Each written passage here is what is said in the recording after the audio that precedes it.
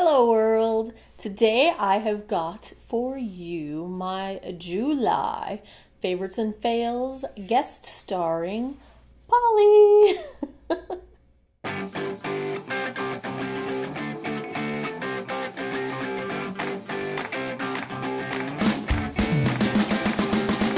Hey everybody, Shelly here, and today I've got for you my July favorites and fails. I don't know why I'm calling it July. July, the month of July. I know we are halfway through August at this point, but it's never too late to share more favorite things and some more things that didn't work. I do have some fails this month, unfortunately.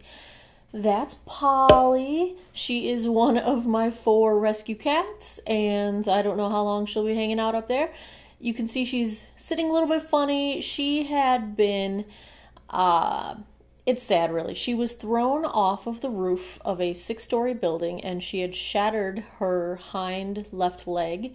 And she was placed on a shelter kill list, and the rescue I got her from rescues high-risk cats from shelter kill lists and does tons of fundraising to get them the medical care they need and find them forever homes. And so that's why she sticks her leg out funny when she's sitting like that, but she is otherwise fine. Her leg was reconstructed and she is awesome. And Daffy is right over here. You probably will not see her at any point because she's actually a tripod. She's got 3 legs. She lost her 4th, actually had surgery the same day as Polly. I got Daffy from the same rescue, and she had been caught in a car engine and messed her leg up irreparably. So in the wintertime, always tap, tap, tap, knock on the hood of your car if you park outside, just to spook out any animals that might be hanging out inside there before irreparable damage is done. But now that you've met half of my feline crew here, let's get into some favorites and fails. I'm going to start with hair. You've seen this product in a few of my subscription boxes, and I've said a few times that I love it and I plan to buy the full size. This is the Living Proof. What is all over my bottle? I don't know. Well, whatever it is the Living Proof No Frizz Nourishing Styling Cream. And this goes on damp hair before you style it. It is amazing. Just to give you an idea, this is freshly washed, air-dried hair, and this is as little poof as possible in my hair. It really is. I've got this stuff in there. My hair's really naturally curly. Do you see all this curl going on back here? So I love this stuff. It's the first thing in my life that has ever worked on managing frizz in my hair. I love it. So bought the full size, thoroughly enjoying that stuff. If you've got curly hair and you're looking to not have to blow dry it all the time or straighten it all the time, I can actually tolerate my curls with this stuff. So good stuff. Next up, let's do some face things. I got these at Target. It is the, where is it? The Pixi Glow Tonic. And this is a 5% glycolic acid exfoliating toner pad that also has aloe vera and ginseng. So these are little skin pads, pre-moistened pads. And it also comes in a liquid form that you could use on cotton pads. Why is it focusing over there? Anyway, so I've got them both. I really like these. Now, first off, they smell like honeysuckle. That might be a really good or a really bad thing. To me, it was kind of bizarre. I'm not a huge fan of the scent of honeysuckle, but once I got used to it, it's fine. The reason I had originally purchased these was I use a 15% glycolic acid once a week at night, and I was looking for something a little less harsh that I could work into my daily routine for exfoliation purposes, and these have been working really well. They don't dry my skin out terribly. I do still moisturize afterward, but I would do that anyway. I'm enjoying them. I think each of these they were $15 each, I believe, regardless which way you go. Obviously, this is going to be a more economical approach because you're going to get more uses out of this than you will out of this. There's, I believe, 60 pads in here. Yeah, 60 pads in here. I think you would get more use out of the bottle just putting it onto your own cotton pads. But so far I'm liking them. I think they would be a really good gateway drug for somebody that was looking to get into glycolic acid or, you know, acid-based exfoliation products, but worried that they might be too harsh, because these are really gentle and I'm liking them. They're so the Pixi Skin Treats Glow Tonic to go. This is the Too Faced Born This Way foundation, and this is in the shade Porcelain. I had gotten a sample of the Too Faced foundation when I purchased the Too Faced new concealer, and I had tried it out and I really liked it, so I bought the full size and I'm very happy with it. It's a really good shade for me. I'm not wearing it right now, but I like the coverage, I like the finish, I like that it doesn't dry my skin out at all. I can wear it for a whole 12-hour day and not feel dry at the end of the day at all, which is amazing. So far, it has not quite knocked my favorite Charlotte Tilbury Magic Foundation out of its holy grail status, but it's up there. It's good, really good. For a fail is actually the foundation that I am wearing today. I've had this for a little while. I've tried it a few times. My initial impression of it was that it was okay. It's not okay. This is the Boots No. 7 Stay Perfect foundation. It's really kind of a bummer. Part of the problem, I think, with this foundation is the color match. They don't have one that really matches my skin tone. This is far too yellow for me. The other problem, it's a medium, sheer to medium coverage, they describe it as. It's too heavy for my skin. It highlights texture when we want to get rid of the appearance of texture. You can see all the fine lines. It's just not, it doesn't work for me. I wish it did. I really like a lot of Boots No. 7 products, but this is the last time I'm going to wear this foundation. I've tried it many different ways, many different times. I've tried mixing it with different things, with primer, without primer, with different primers, with Boots primers, with other brand primers. I can't get it to look good on me. And just so you guys can see, I'll get a little close up. And yeah, it's just not, no, it's just not working for me. So that's a fail for this month. While we're on the topic of skin, face, and concealers, I've got a favorite and a fail. Whoa, dropping. So, Born This Way, the Too Faced foundation was awesome. On my fail list is the Born This Way concealer. I have a couple reasons why I think this is a fail. Number one, this is shade Very Fair. It is the lightest that they've got, and it is not very fair. It is way too dark for me, and I'm usually not even the lightest of the light shades. I tend to prefer to pick a lighter concealer because I use it kind of as a highlighter under my eyes since my dark circles are so bad. But usually I can go a step up from the lightest shade and it is still a brightening concealer for me. This is the very lightest shade, and when you call it very fair, that implies that it is very light in color. And it's still too dark for me, and this is my summer skin, this is my summer face.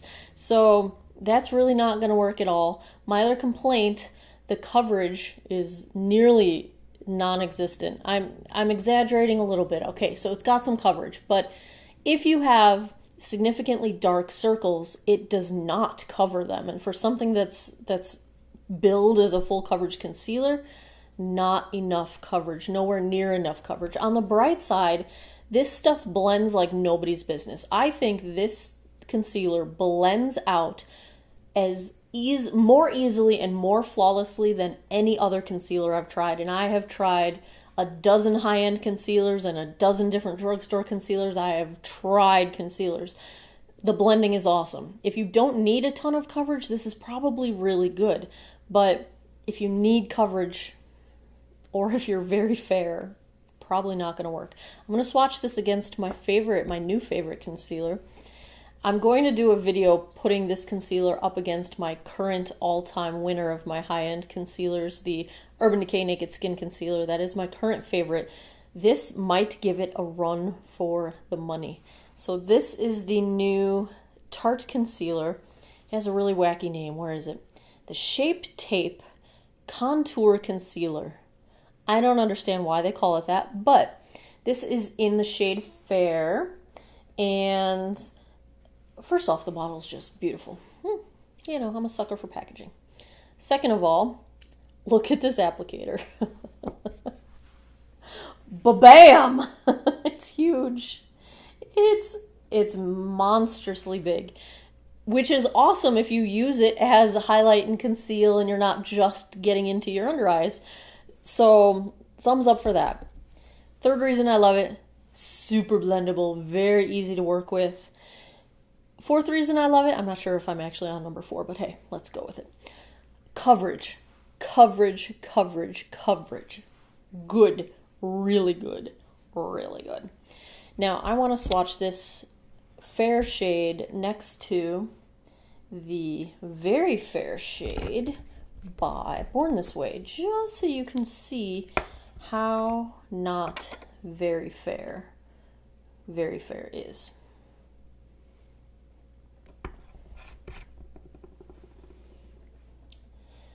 So this is the Tarte Fair, and this is the Too Faced Very Fair. Do you see how dark the Too Faced is compared to the Tarte? I mean, that is not very fair at all.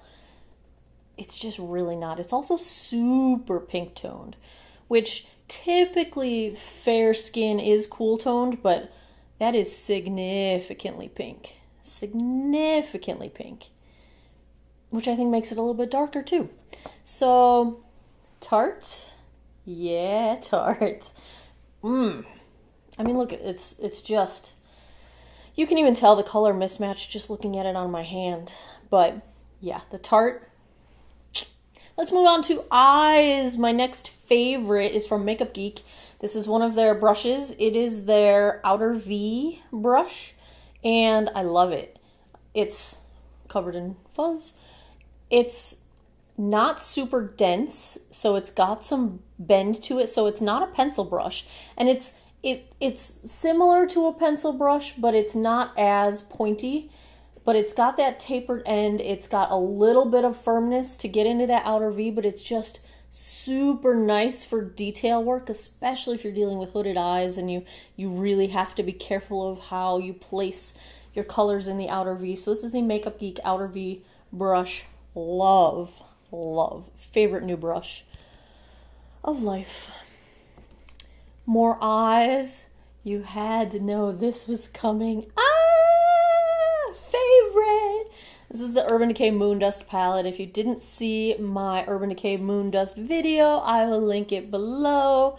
It's gorgeous, gorgeous, gorgeous. It's gorgeous, people. Love it. Love it so much.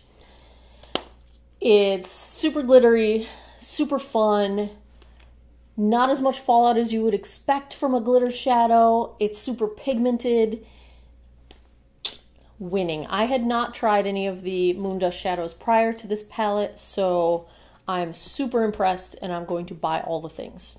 All the Moondust things will be mine. On the fail side, I don't have it to show you because I returned it to Sephora. The Kat Von D Serpentina eyeshadow palette. I love Kat Von D. I loved her many moons ago. I have a lot of tattoos and I'm into tattoo culture, and I loved her show when she was on as a tattoo artist. Then the makeup line launched and she went vegan as a person and then went vegan with her cosmetics line, and I've loved her beauty products. I love her cosmetics. I'm a vegetarian, sometimes vegan. Wish I could dedicate myself that thoroughly to remain vegan for more than a year at a time, but that's just my own personal struggle. But I love Kat Von D. Love her products, love her work, love her look, have you seen her furniture? I love her style, love everything. Serpentina, okay, at that price point, it's over $40. I expect no duds really, but no more than one dud in the bunch. And that palette, all the matte shades were duds, which math-wise I think it was a quarter of the palette. Two matte shades I believe there were. But then the only colors that really knocked it out of the park, and I swatched them and I played with it for a week, were the blue and the green, and then the loose gold pigment. Those were awesome. But considering I felt like I could do without the rest of the palette, and I would never use the mattes because they were patchy and they weren't very pigmented and they didn't blend well, that's too high of a price point to have that much dud in the palette. So I returned it. It broke my heart. I almost kept it just because the whole Jeffree Star Kat Von D drama happened and I felt like I wanted to support her even more, but I just can't spend that kind of money on something that I'm not going to use. So that was a fail for me. The Serpentina palette went back. I'm hoping that I will like the holiday release much better because I love Kat Von D. I do. I want to support her. I want to buy all of her things, but that one was a big bummer for me. But let's get back to happy things. Glitter! This is a drugstore purchase that I was surprisingly impressed with. Now, I've only used half of it, one half of the product. This is the Revlon Photo Ready Eye Art. And on one side it's glitter, on the other side it's a cream shadow. I have not tried the cream shadow yet, but I have tried the glitter, and it comes on a brush.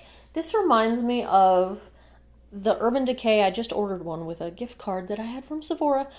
The Urban Decay, I think they're called Heavy Metal, but they're glitter, brush-on glitter like this, with the adhesive and everything all in there. I will compare them once I get the Urban Decay one, but this one, for the couple times I've used it, was surprisingly good. Now, I've got it on my eyes right now in the center of my lid, but it has been probably 8 hours since I applied my makeup, so let's see if you can still see any.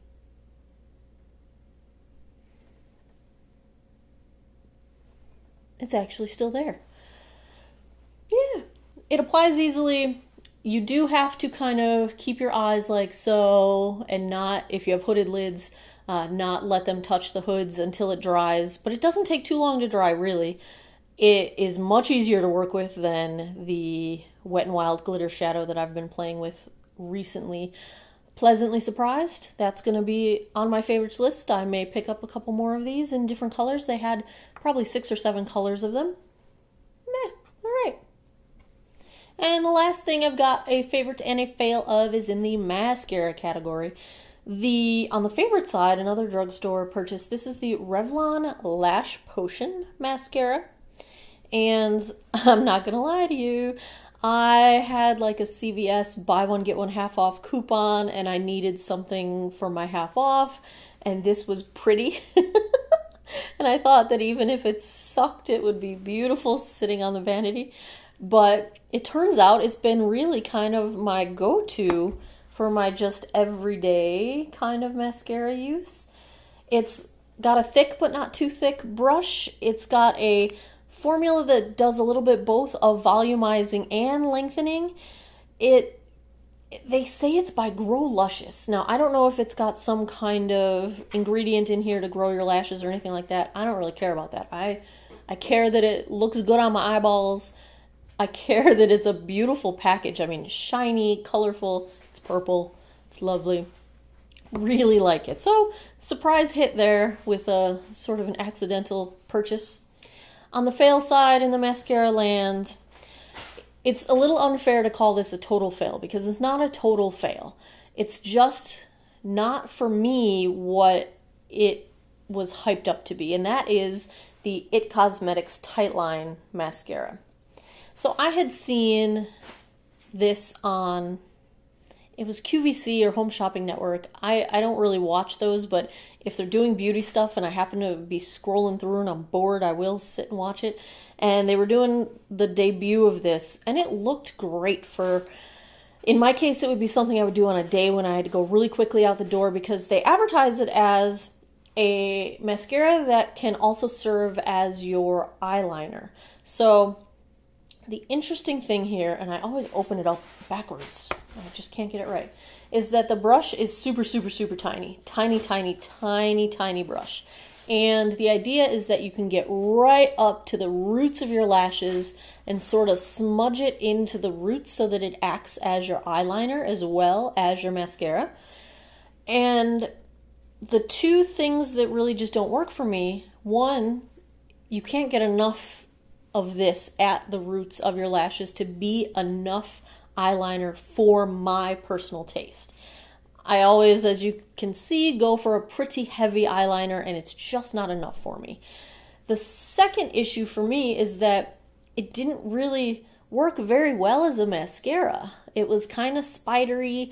I need some volume. It did not give me any volume at all. So that to me, it didn't work very well. Now what it is working very well for me on the plus side, this tiny little brush makes it super, super easy to get your lower lashes, especially when you, A, have tiny little lower lashes like me, and B, end up scribbling all over your face like a toddler when you're trying to apply your mascara.